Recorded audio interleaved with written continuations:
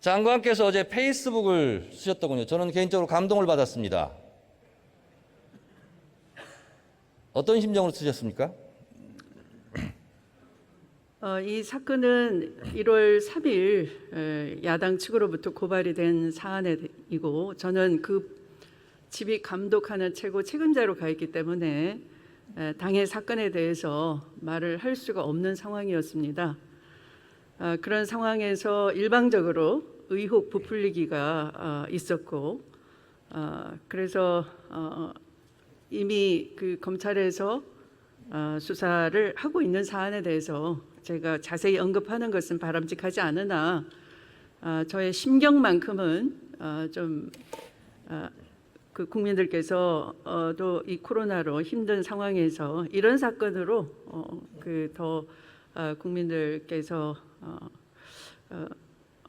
뭐라고 할까요? 좀 불편을 느끼는 점은 바람직하지 않다라고 생각이 돼서 불가피하게 글로서 저의 심경을 밝히게 됐습니다. 페이스북에서 속 시원하게 말 못하는 것이 수사 지침을 내린다 어쩐다 이런 오해 때문에 그동안 말 못했다고 말씀하셨습니까? 네, 그렇습니다. 오늘도 또 그런 상황이 연출될 수 있을 것 같은데 오늘은 그러면 속 시원하게 답변하시겠습니까? 아직도 수사 결과가 나타나지 않았기 때문에 수사 도중이기 때문에 제가 말씀드리는 것은 부적절할 것 같습니다. 오늘 답변도 한정적일 수밖에 없겠네요. 그렇습니다. 네. 저도 아들을 키우고 있습니다만 가장 가슴 아팠던 장면이 입대하는 날, 제대하는 날 같이 함께하지 못했다 이렇게 말씀하셨는데 그날 뭐 하셨습니까? 입대하는 날은 제가 그 당시 탄핵 국면에서요 최고위에서 박근혜 대통령 탄핵 추진을 공식화한 날이었습니다. 그리고 탄핵 추진 토론회가 있었습니다. 그 아이가 훈련을 마친 날도 대체로는 8주간 훈련을 마치면 부모들이 가게 되는데 저는 그 당시에 가지 못했고요. 당 대표로서 설맞이 민생 방문으로 중소기업을 찾는 날이었습니다. 그리고 당시는 제가 다들 오해를 하시는데 여당 대표가 아니고요. 야당 대표였습니다. 그리고 의원님께서 말씀하신 것처럼 군의 계엄령을 준비하지 마라라는 강력한 경고를 한 직후 상황이었기 때문에 제가 아들 군 문제로 군 관계자와 상의할 일도 없었고 더더군다나 청탁 같은 일을 할 이유가 없었던 그런 상황이었습니다. 네. 아들한테는 좀 미안한 마음이 듭니까? 요즘 들어서? 공인의 아들이라고 아이가 어릴 때부터 돼 있어서 그 아이는 모든 문제를 거의 스스로 해결을 하고요. 또 그냥 엄마의 그 상황을 이해를 제가 일방적으로 바라기 때문에 이런 뭐 병원에 입원하거나 뭐 아프다고 해도 제가 병문안도 가봐 주질 못했고요. 그래서 사실은 저로서는 엄마 역할을 제대로 해준 적이 없는 아들이라고 할 수 있습니다. 국방부 공식 발표를 보셨죠? 네. 문제 없음 이렇게 발표했습니다. 좀 소회가 있습니까?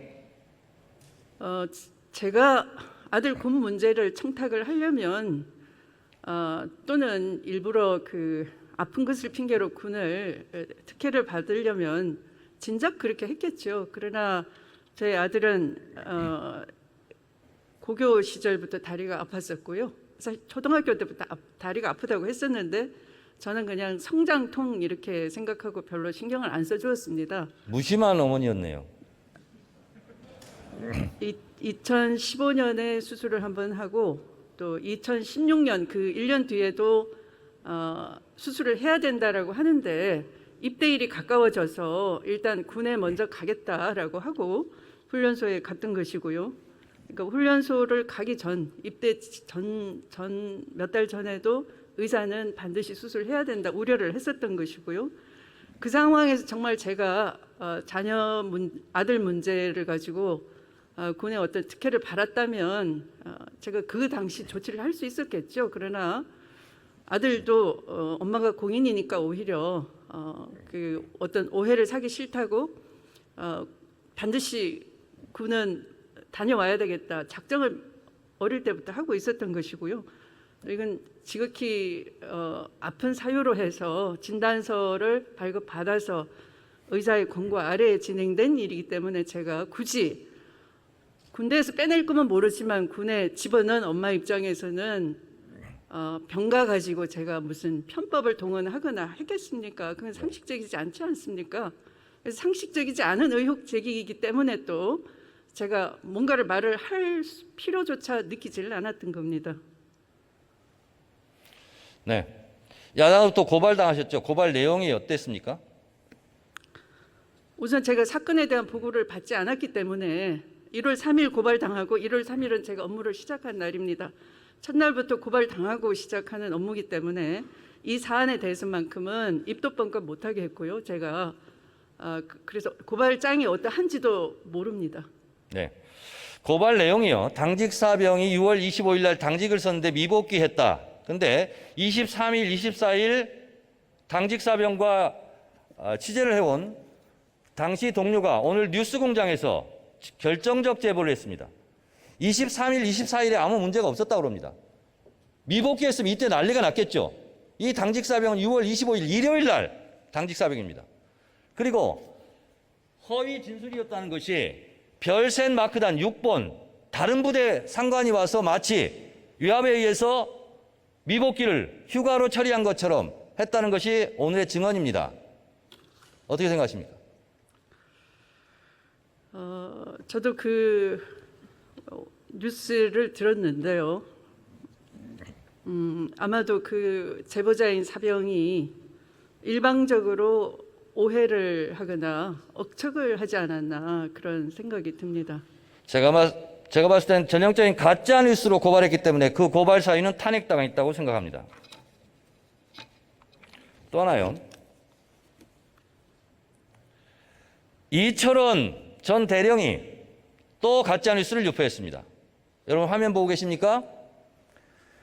추미애 가족 따로 불러서 주의를 준 것처럼 청탁을 하지 말라고 한 것처럼 했는데 나중에 이분이 추미애 장관한테 고발당했어요. 정정하고 나섰습니다. 전체 400명 가족 앞에서 일반적인 얘기를 한 거다. 장관, 본인은 안 가셨죠? 네. 이 부분에 대해서는 고발했죠? 네. 고발의 핵심이 뭡니까? 그런 자대 배치 청탁 자체는 아들로부터 들어보니 난수 추천 방식으로 현장에서 이루어지는 거라고 하고요.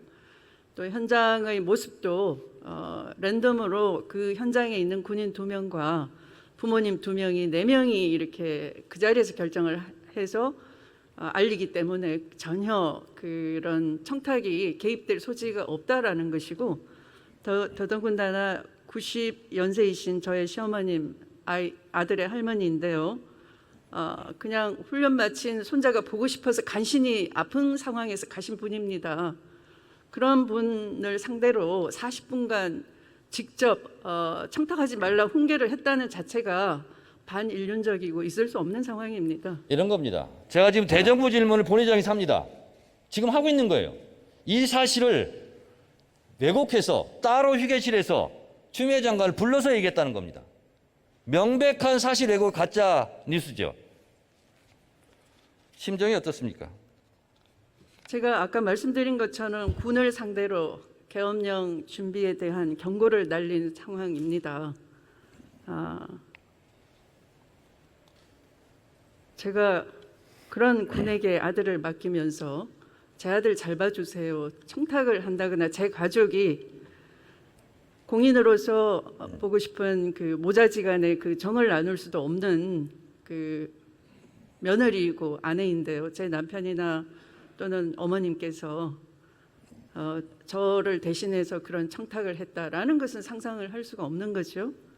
상황으로 봐서도 합리적이지 않고요. 어떤 의혹 제기를 하려면 제보자가 그런 오해를 하거나 또는 공명심에서 그럴 수도 있는데 때로는 그것을 합리적인 의심인지 체크를 할 줄 알아야 되는 겁니다. 그것이 국회의 권능이기도 하고 의무이기도 합니다. 저는 그 부분에 대해서는 상당히 소홀하지 않았나 생각을 합니다. 당직 사병도 허위로 드러나고 있고 이모 대령도 정확하게 허위로 드러나자 지금 발뺌하면서 해명하고 있습니다. 이 이모 대령의 상관은 국민의힘 신모 의원입니다. 3단장 때 참모장이었습니다. 이 신모 의원은 광화문 태극기 집회에서 문재인 탄핵 하야를 주장했습니다. 전광훈 목사와 친구입니다. 같은 무대에 서 있었습니다. 추미애 장관께서 군사 쿠데타를 경고했는데 이 정치 군인들 이런 움직임에 대해서 소회가 있습니까? 사실은 굉장히 놀랍습니다. 끝입니까?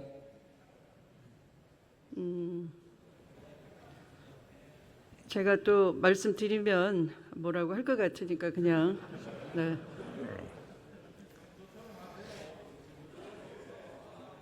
아이가 영어 실력이 괜찮죠? 영국 유학했죠? 스포츠 마케팅 했죠? 네. 만약에 면접 시험 봤으면 제가 봤을 때는 통역병으로 뽑혔을 것 같은데 오히려 제비뽑기로 불이익 당한 거 아닙니까?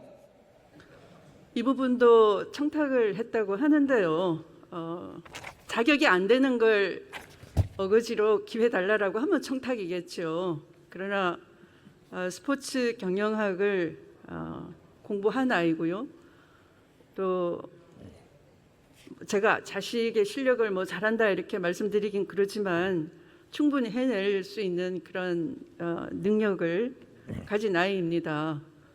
그런데 굳이 청탁할 이유가 없겠죠. 또 오히려 저는 역으로 제 아이인 줄 알아보고 저희 아이 전공도 잘 알고 있었고 제 아이인 줄 먼저 알아보고 군 내부에서 원래의 정상적인 방식을 바꿔서 제비뽑기로 떨어뜨렸다라는 사실도 이번에 알았습니다.